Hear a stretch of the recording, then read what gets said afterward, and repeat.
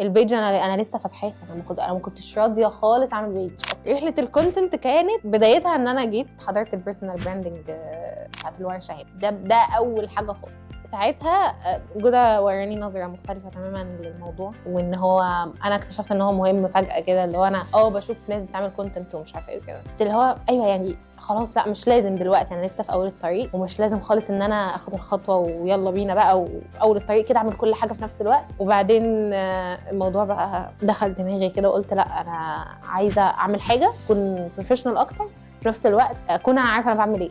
فجيت بقى الكورس بتاع زور الرقمي للنفسيين، ومش محتاجه اقول انا اتعلمت قد ايه في الكورس ده. انا كنت وقلت الكلام ده المره اللي فاتت، كانت اول مره اجي كورس انا مش فارق معايا الشهاده، انا مش عايزه اخدها اصلا، انا عايزه اخد المحتوى، اخد العلم من جودة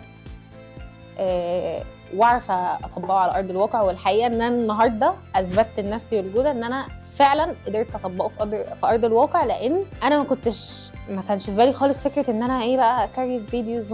اول 3 شهور اصلا في البلان كانت ان انا هكتب بوست بس، انا مش هظهر، لحد ما فجاه وانا مروحه في نفس اليوم بعت لجودة قلت له ايه رايك نعمل يوم يكون في كذا حد بيصور، كل واحد يصور مثلا 10 فيديوهات مثلا، ويكون بتكلفه معينه ومش عارفه ايه وكده. المهم بعدها بكام يوم لقيت جودة باعت لي بقى بيقول لي يلا والتكلفه كذا ومش عارفه ايه وكده، وما ترددتش بصراحه. كانت اول مره ما ترددتش في قرار، ان انا ما فكرتش اساسا.